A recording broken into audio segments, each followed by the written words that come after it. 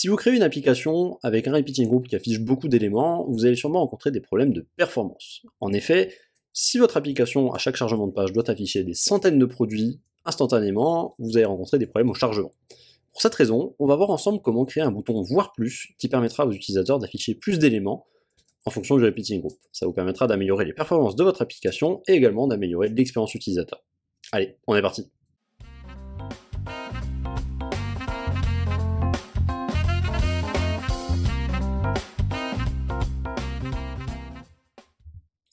Ok, nous voici donc dans l'éditeur Bubble. On va commencer par jeter un œil aux résultats qu'on veut atteindre. L'idée c'est d'avoir un repeating group assez classique dans lequel on affiche en l'occurrence des produits, peu importe lesquels, et l'idée c'est de pouvoir appuyer sur un bouton, afficher plus, et de pouvoir afficher plus de produits. Tout ça dans une optique de performance, ça évitera que si vous avez 200 produits à afficher, qu'on affiche les 200 et que donc ça ralentisse grandement votre application. Ok. Donc on va aller dans notre page, hop, et donc on va preview ça, tac, allez on est parti. Donc l'idée c'est qu'on a un repeating group assez classique dans lequel je vais juste afficher des produits, tout simplement, type of content produit, j'ai un groupe dedans dans lequel j'appelle le nom, le prix, etc.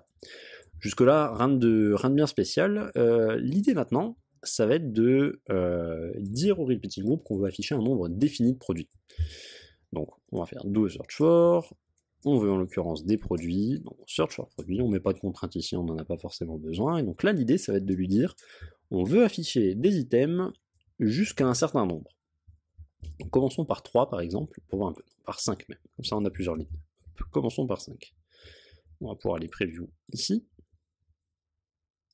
Hop, et on voit bien, on a 5 items qui apparaissent, avec notre bouton affiché plus en dessous. Donc jusque là, très bien. Donc pour l'instant, on a une valeur fixe, donc on ne pourra pas, même si on appuie, augmenter cette valeur. Maintenant, l'idée, ça va être de pouvoir faire des actions qui vont augmenter cette valeur-là. On ne peut pas forcément faire une action pour augmenter la valeur brute comme ça, c'est pas possible dans Bubble, donc la manière de faire ça, ça va être par un custom state. Donc on va créer un custom state sur notre repeating group, et on va l'appeler, je sais pas, item underscore affiché par exemple. Et state type, c'est bien évidemment un nombre, parce qu'on veut un nombre de produits. Et on va lui mettre une valeur par défaut. La valeur par défaut, ça va être la valeur qu'on va avoir quand on va charger notre page. On va mettre pour l'instant 6, comme ça on a 2 lignes pleines. Hop. Et donc maintenant, l'idée c'est qu'au lieu d'avoir une valeur en brut ici, en l'occurrence le 5, on va appeler du coup notre repeating group produit et notre custom state item affiché. Et donc comme ça, quand on va recharger la page, vu que notre valeur par défaut c'est 6, on va avoir 6 produits. Jusque là on est bon. Pour l'instant on peut toujours pas appuyer sur notre bouton, puisqu'on l'a pas encore configuré. Mais l'idée maintenant, ça va être de configurer un workflow sur ce bouton là, pour qu'on puisse augmenter la valeur de ce custom state là.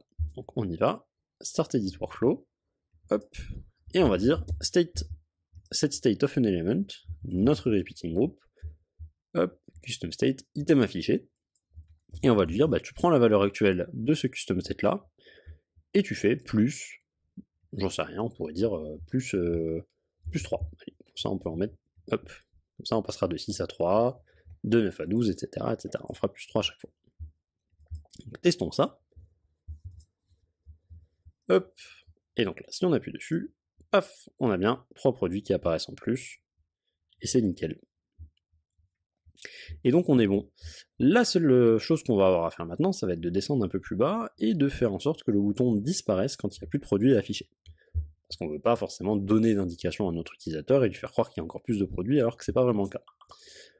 Donc la méthode de faire ça, tout simplement, ça va être d'aller dans nos conditionnels, de mettre une condition et de dire que quand le nombre de produits ici, hop, count est inférieur du coup hop, à la valeur qu'on veut afficher, en l'occurrence notre custom state, hop, eh bien on veut que le bouton ne soit plus visible. Ça veut dire que notre custom state là est supérieur au nombre de produits qu'il a affiché, donc c'est que forcément on n'affiche plus assez de produits, et que donc on veut plus que le bouton soit affichable.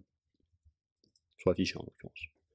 Donc afficher plus, afficher plus, afficher plus, hop, on descend jusqu'en bas, et là on voit que notre bouton a bien disparu. Et donc on est bon. Et on pourrait même faire la méthode inverse, c'est-à-dire afficher moins, et en fait on ferait pareil, sauf que dans notre workflow on dirait qu'on enlève un certain nombre. Et voilà, maintenant vous savez comment afficher plus de choses dans un repeating group. Ça vous aidera en termes de performance, ça vous aidera également en termes d'expérience utilisateur.